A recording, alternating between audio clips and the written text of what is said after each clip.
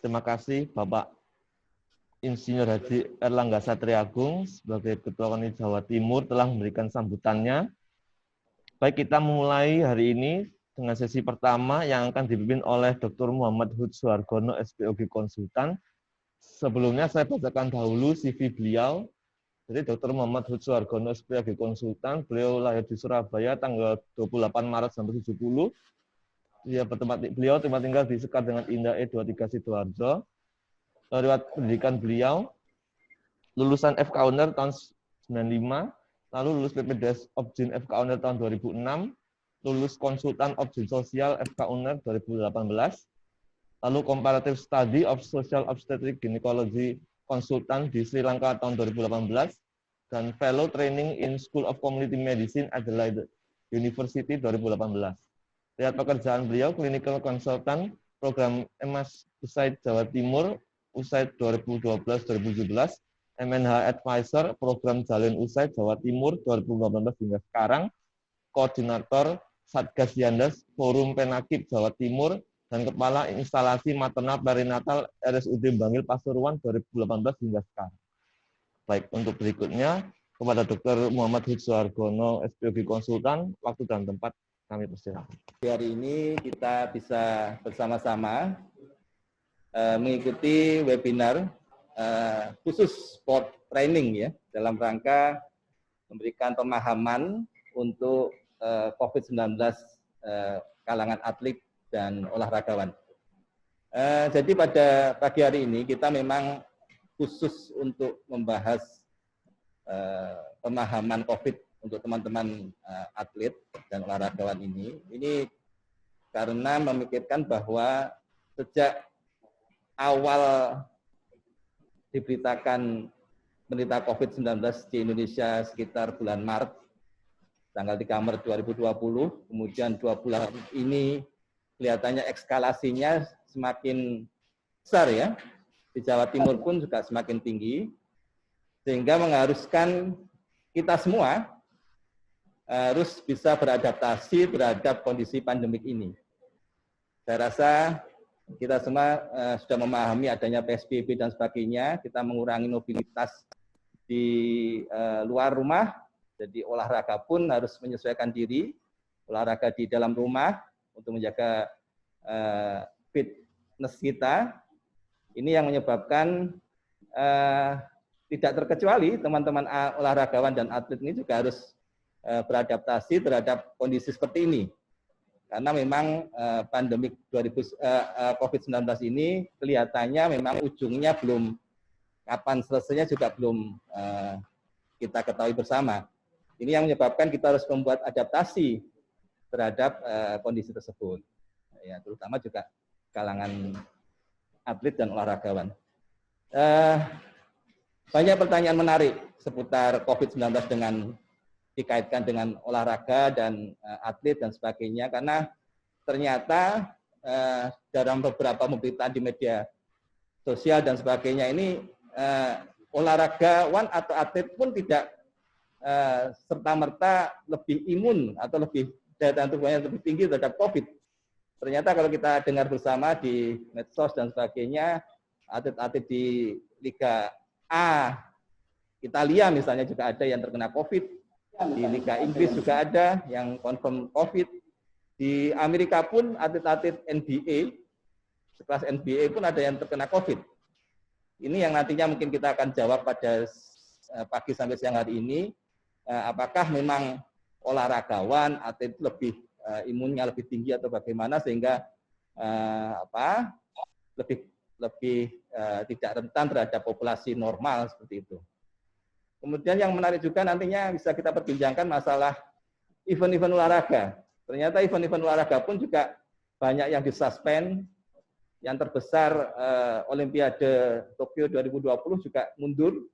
Ini yang menyebabkan harus dibentuk pola-pola latihan untuk atlet dan olahragawan yang menyesuaikan dengan kondisi tersebut. Tadi sudah disebutkan oleh Bapak Ketua KONI, harus latihan di rumah, latihan lewat Zoom dan sebagainya. Ini yang nanti untuk menjaga performa dari atlet ini nanti mungkin kita bisa diskusikan bersama-sama.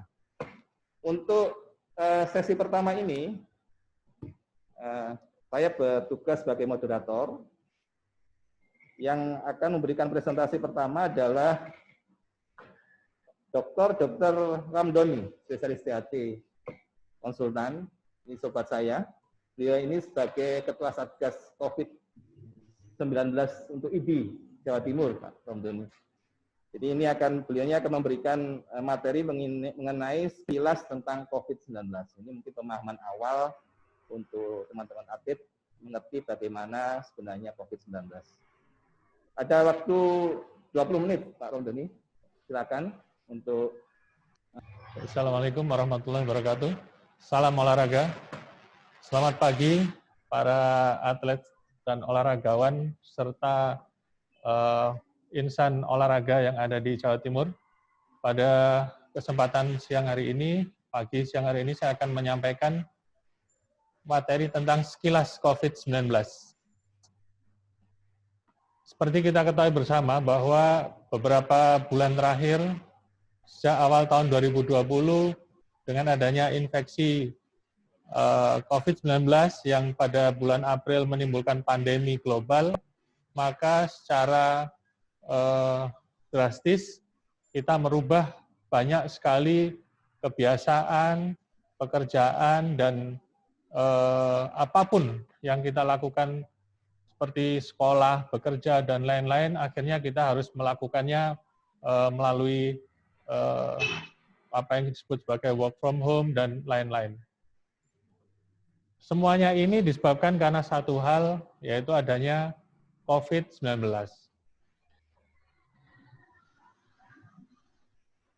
Pada kesempatan ini saya akan menyampaikan beberapa hal terkait COVID, yaitu seperti halnya definisi, gejala, bagaimana penularan, dan bagaimana kita menegakkan diagnosis secara singkat saja. Kemudian saya sampaikan juga terkait dengan PSBB yang sedang dijalankan oleh pemerintah di Jawa Timur.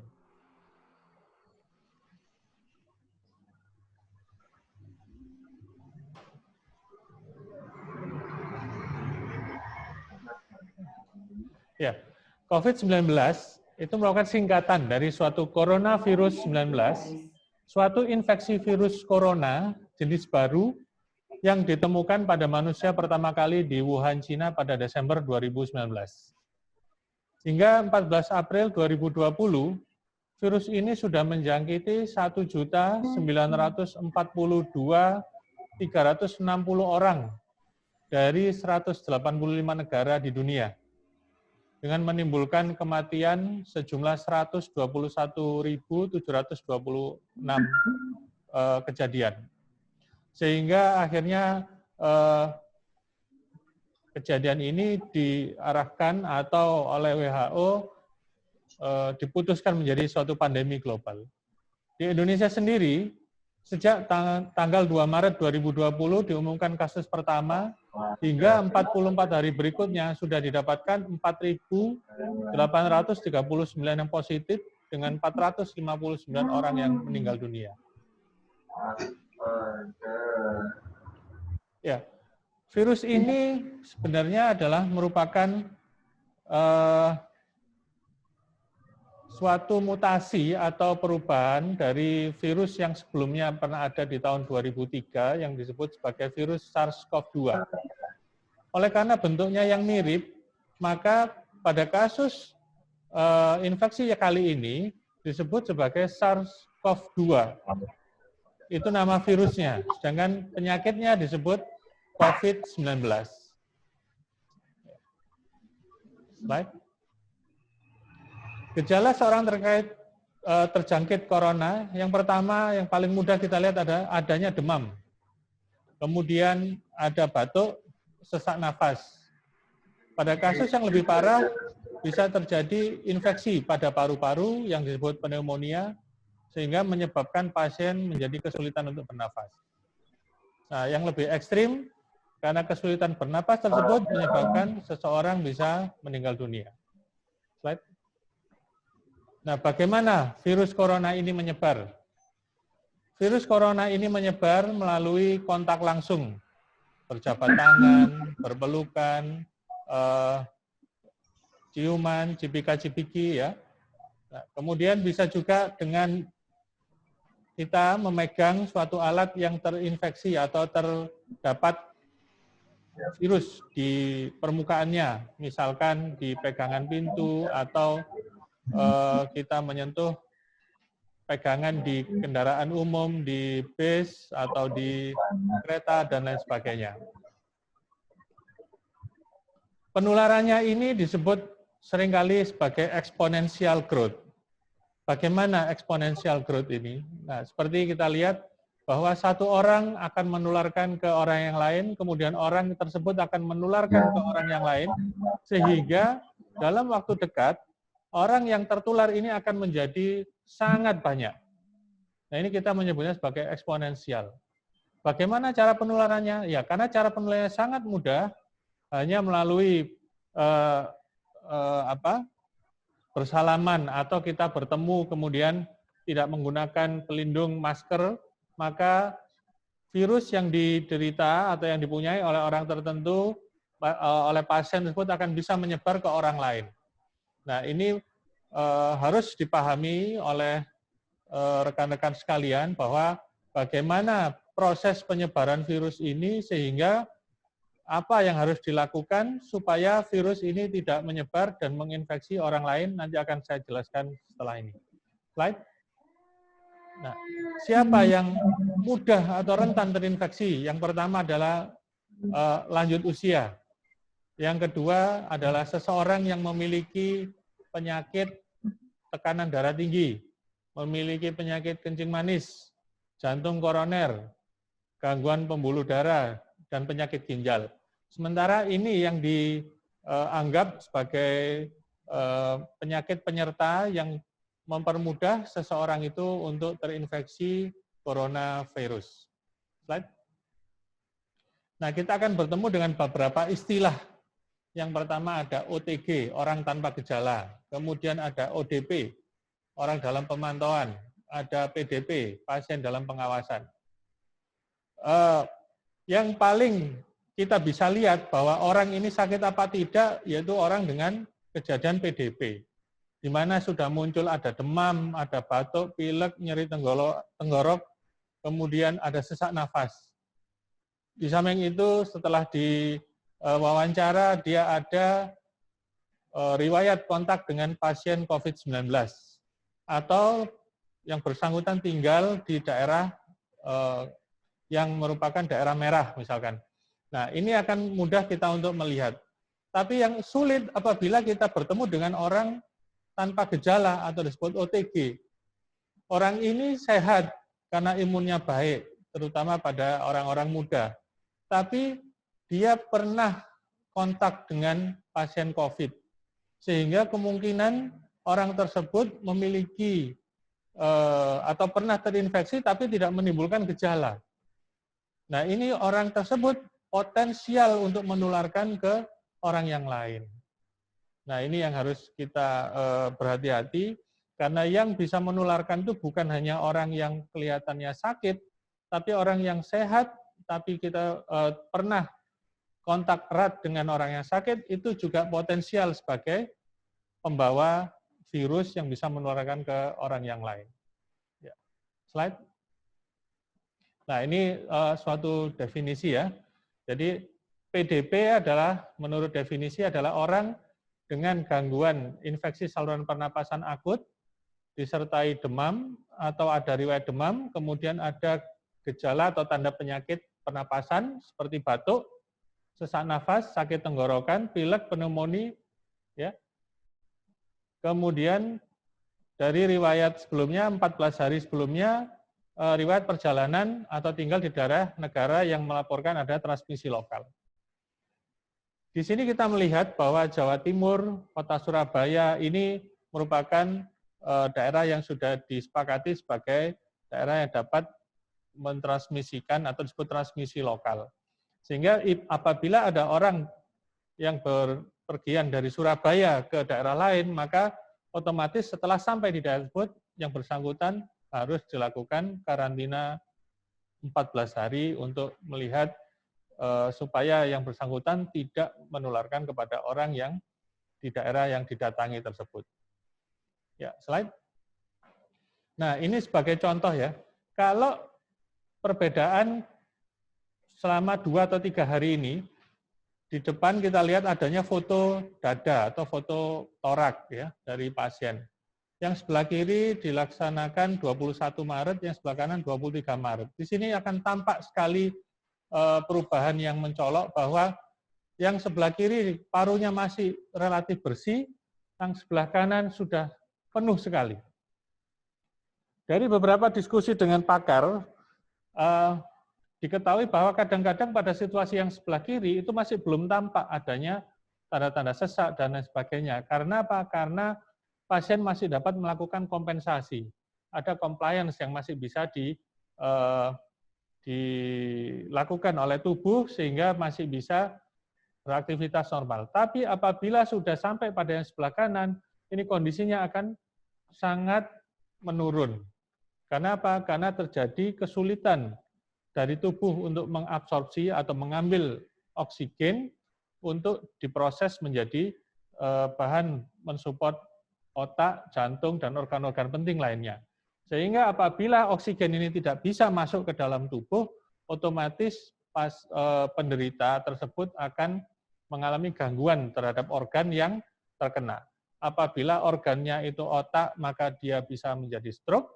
Kalau organnya tersebut jantung, ya akan muncul seperti serangan jantung. Jadi tidak melulu, kita tidak bisa ya menganggap bahwa, oh ini stroke, ini sakit serangan jantung. Pada kondisi saat ini, dengan adanya pandemi seperti ini, semua kejadian kematian yang disebabkan oleh gangguan jantung atau stroke dan lain sebagainya, ini tetap harus selalu dihubungkan dengan kemungkinan adanya infeksi COVID pada penderita tersebut. Ya. Slide. Nah, apabila tadi foto torak tidak tampak terlalu jelas, maka bisa dilakukan CT scan ya. Nah, di sini akan tampak istilahnya ground glass appearance, tampak putih-putih di bagian dari paru. Ya, slide. Ya, saya lanjutkan ya, terus lanjut. Lanjut.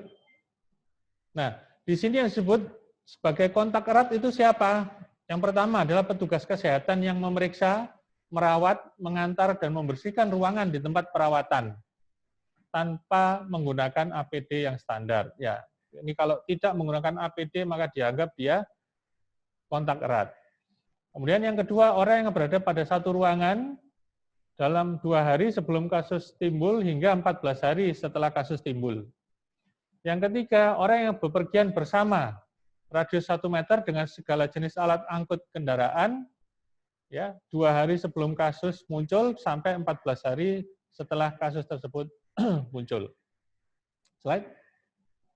Ini adalah algoritma bagaimana kita apabila memasuki suatu negara atau wilayah yang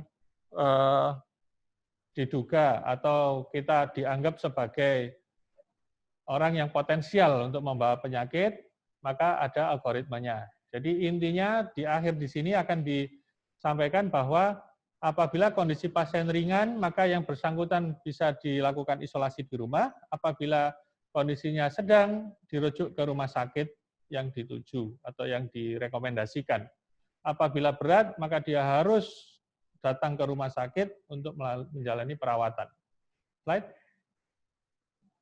COVID ini seperti gunung es. Jadi yang muncul atau yang dilaporkan itu sebenarnya masih sedikit. Masih banyak di bawah yang tidak tampak. Kenapa tidak tampak? Ya, yang pertama yang jelas kenapa? Tidak menimbulkan gejala. Yang kedua, belum sempat diperiksa dengan peralatan yang dianggap objektif. Misalkan lakukan pemeriksaan swab PCR sebagai golden standard. Kalau dengan swab itu sulit, maka sekarang ada pilihannya dilakukan dengan pemeriksaan rapid. Slide. Ya, ini adalah bentuk bagaimana seorang yang dianggap OTG, ODP, atau PDP ringan, itu isolasinya cukup dilakukan di rumah. Tidak harus di rumah sakit. Nah, ini yang seringkali masyarakat masih merasa khawatir bahwa nanti ini akan menulari dan sebagainya, padahal ini sudah merupakan suatu keputusan, tinggal bagaimana kita membuat cuklaknya sehingga di lapangan tidak terjadi penularan pada tetangga yang lain. Ya, slide. Ini adalah perjalanan penyakit, bagaimana awalnya demam, batuk, sesak, akhirnya bisa menjadi ke arah kematian. Itu biasanya mulai hari ke-1 sampai hari ke-19. Itu kita harus hati-hati, mulai muncul di hari ke-10 dan seterusnya. Slide. Oke, slide terus. Ya, di sini kita sering kali melakukan pemeriksaan rapid seperti yang dilakukan di KONI beberapa hari yang lalu dan akan diulang 10 hari ke depan. Di sini kenapa dilakukan rapid? Rapid ini sebagai screening, ya, untuk mengetahui bahwa yang bersangkutan ini ada infeksi atau terinfeksi atau pernah terinfeksi. Nah, kalau nanti sudah ada yang positif, maka akan dikonfirmasi dengan pemeriksaan PCR. Jadi 2 pemeriksaan itu akan dilakukan apabila ditemui kasus yang positif. Apabila negatif, ya kita tidak perlu melakukan pemeriksaan. Apalagi pada atlet biasanya kondisinya sangat bagus, sehingga kita tidak berpikir adanya suatu infeksi COVID. Ya, slide. Nah, ini adalah salah satu yang harus dijelaskan bagaimana antibodi ini muncul, antibodi yang mana yang kemudian menghilang, dan apabila ada yang positif, misalkan PCR-nya positif, tapi antibodinya masih negatif, itu berarti masih di awal. Tapi kalau PCR-nya negatif, antibodinya masih positif, itu berarti sudah menuju ke arah kesembuhan. Nanti bisa kita diskusikan lebih lanjut. Slide. Ya, ini adalah bagaimana kita memotong penularan dari COVID ini. Ini bahasa Inggris dan agak kecil-kecil, nanti saya jelaskan di belakang, ada yang lebih jelas lagi. Slide. Ya, ini ya, yang paling penting dan harus disosialisasikan kepada kita semua, pada teman-teman, keluarga, dan sebagainya, bahwa ada hal yang bisa mencegah COVID. Yang pertama, sering cuci tangan dengan menggunakan sabun atau menggunakan hand sanitizer. Yang kedua adalah tetap tinggal di rumah atau stay at home. Yang ketiga, jaga jarak dan hindari kerumunan. Yang keempat, tidak berjabat tangan. Yang kelima, memakai masker. Ya, apabila berada di tempat umum, semuanya harus menggunakan masker. Tidak hanya yang sakit, yang sehat pun juga menggunakan masker. Ya, ini merupakan himbauan dari pemerintah. Slide. Nah, ini lebih banyak lagi. Ditambahkan juga apa? Rajin berolahraga, istirahat cukup, ya. Jangan mengkonsumsi daging yang tidak dimasak. Bila batuk pilek, segera ke fasilitas kesehatan. Slide. Ya, ini juga menjelaskan yang tadi. Slide. Ya. Saat ini kita lihat bahwa menurut berita tanggal 3 Mei kemarin bahwa 395 pasien tidak tertampung di rumah sakit rujukan di Surabaya. 52 pasien di Sidoarjo dan 97 pasien di Gresik.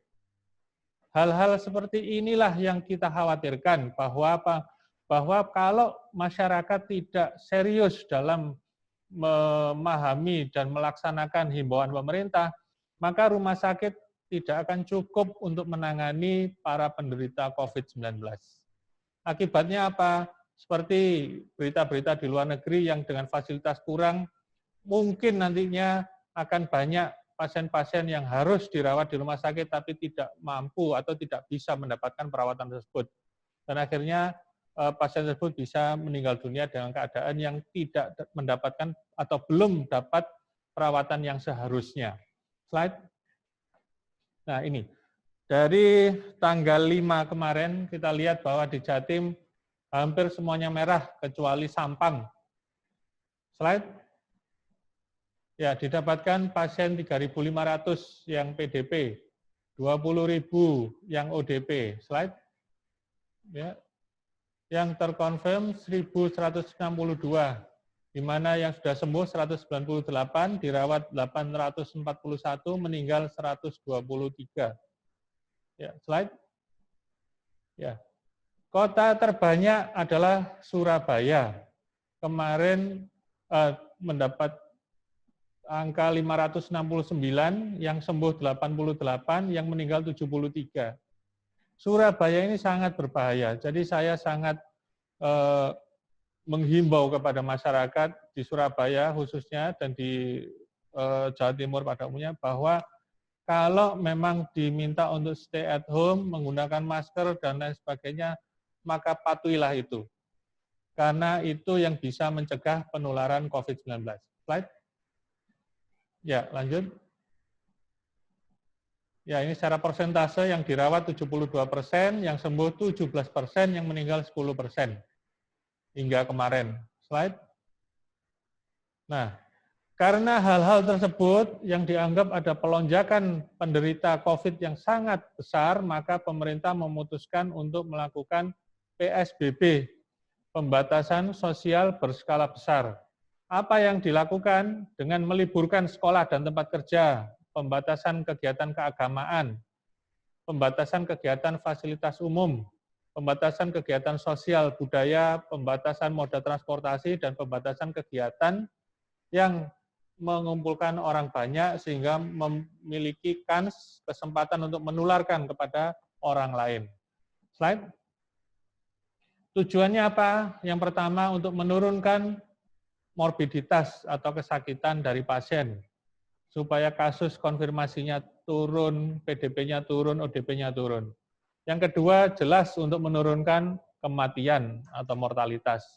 Yang ketiga, agar masyarakat itu lebih tertib dan patuh, maka dilakukan PSBB. Ya, pada kenyataannya memang ada beberapa di antara kawan-kawan yang masih belum bisa stay at home karena faktor pekerjaan dan sebagainya, tapi tolong patuhilah kalau memang harus jaga jarak, menggunakan masker, dan cuci tangan, silakan harus melakukan itu.